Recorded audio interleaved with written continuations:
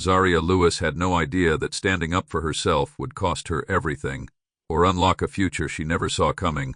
She was a single mom, working long shifts at a national grocery chain just to keep the lights on. Every morning, she tied her apron tight, kissed her son on the forehead, and headed out with her head held high. She didn't complain. She didn't cut corners. She just did the work, better than most. But one rainy Tuesday afternoon, that all changed. Zaria was manning the express lane when an older white man slammed his groceries on the conveyor belt and barked, "Move faster, girl. I ain't got all day." Her hands paused mid-scan. She looked up, calm but firm, and said, "Sir, I'm helping you as quickly as I can. I'd appreciate it if you spoke to me with respect." The man's face turned red. "Excuse me? You don't talk back to customers, little girl. You people should be grateful to have jobs at all." Zaria felt her chest tighten, but she didn't flinch. "Respect isn't optional," she said quietly. "Not here, not anywhere." The store went silent. Moments later, the manager stormed over. He didn't ask what happened, didn't check the cameras, didn't care. He just looked at Zaria and said, "You're done. Hand over your badge. We don't tolerate insubordination." She stood frozen, her palms trembling. Fired for defending her dignity. Fired for refusing to shrink herself to make a racist customer feel big. She walked out of that store with tears in her eyes, but fire in her soul. What her manager didn't know, Zaria had just inherited a fortune. A week earlier, her grandmother had passed, leaving Zaria a letter and a legacy. The letter read, "Zaria, build something they can't take away. Something that's yours. Own it. Grow it. Pass it on." Zaria had wept reading those words. And now, standing on the edge of heartbreak, she knew exactly what they meant. She didn't waste a second. Zaria called a business attorney, then a franchise broker.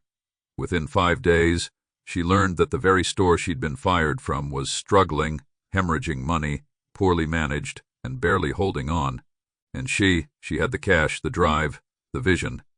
By Monday morning, Zaria Lewis walked through those same automatic doors, but this time not as a cashier. She was the new owner. The staff's jaws dropped. The same manager who fired her, gone. Replaced. Zaria took the mic at the employee meeting and said, "We're not doing business as usual anymore. We're building a workplace where dignity isn't negotiable." She rehired the co-workers who'd stood by her, gave them raises, launched profit-sharing programs, created flexible schedules for working parents, even added free financial literacy courses during breaks. But she didn't stop there. Her story went viral. She was invited to speak on national news shows, podcasts, and corporate panels. She talked about what it meant to go from fired to founder, about how too many black workers are punished for standing tall, while racism gets swept under the rug. She called out corporate hypocrisy, and then showed the world a better way. Zaria's grocery store became a model of ethical business, and when she opened 2 more locations within a year, she didn't just create jobs, she created ownership opportunities for her employees, because Zaria knew true justice isn't just about one comeback. It's about building a future where no one else has to shrink just to survive. So the next time someone tells you to sit down, stay quiet, or be grateful for crumbs, remember Zaria Lewis. She turned injustice into ownership, and she didn't just change her life, she changed the game. For months, Zaria's story was everywhere, from viral TikToks to news headlines. She was celebrated as a symbol of black excellence, workplace justice, and entrepreneurship. Young girls sent her handwritten letters calling her a hero. Former co-workers called her a savior. Reporters called her the CEO Cinderella. But the truth, Zaria wasn't chasing fame. She was chasing freedom for herself, her son, and the people like her who'd been overlooked for too long. Business at the store was booming. Morale was at an all-time high. Customers raved about the new energy, the respect, the joy they felt shopping there. But just as things seemed perfect, a letter arrived at Zaria's home. No return address, just her name written in jagged block letters. Inside was a single sentence, "You bought the store. But do you really know what you inherited?" Attached was a grainy black and white photo.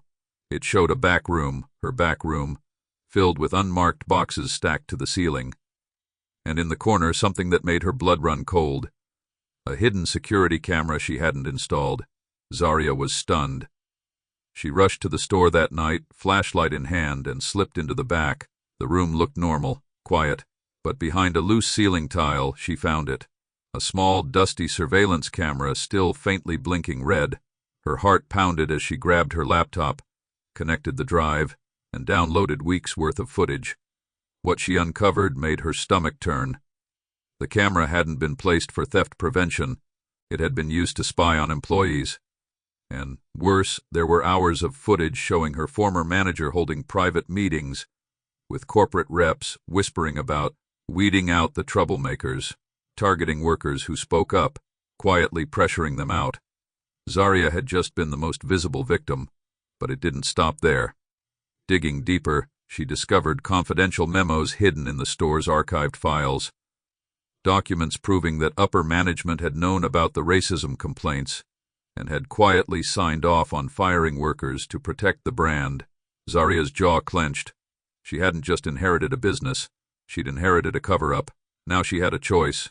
She could stay quiet, keep building her empire, pretend none of it happened, or she could go public and risk it all. The next day, Zaria made her decision. She walked into the staff break room with a USB drive in hand. Her team gathered, confused but curious. She plugged it into the big screen TV and pressed play. Silence, then gasps, tears, rage, and finally applause. One worker whispered, "You're not just our boss. You're our shield." Zaria took a deep breath, turned to her staff, and said, "This ends now. We're not just running a store. We're building a movement." She held a press conference 2 days later, this time not as a viral darling, but as a whistleblower. The footage aired nationally. The documents went public. Class action lawsuits were filed, and across the country, other workers began stepping forward with their own stories. Zaria testified before Congress, pushed for legislation on employee surveillance, racial bias in retail, and protection for frontline workers. She helped pass the Workplace Justice Act, a bill that forced transparency in major chains. And as the laws changed, so did the culture. Her store, it didn't just survive, it became a national model, a school trip destination, a case study in Harvard Business School, a company where former cashiers became shareholders, where a single mom with nothing but grit and a dream built something uncancelable. And years later, when her son asked why she didn't just take the money and run, Zaria smiled and said, "Because power isn't about what you keep, it's about what you change." So remember her name, Zaria Lewis, the woman who was fired for speaking up and came back not just as an owner, but as a reckoning. What would you do with the power to rewrite the rules? Subscribe to Dark Side of Luna for real stories where justice isn't just a dream, it's a plot twist. This is more than storytelling, it's revolution. Subscribe to Dark Side of Luna to catch 1,000 more true stories like this one.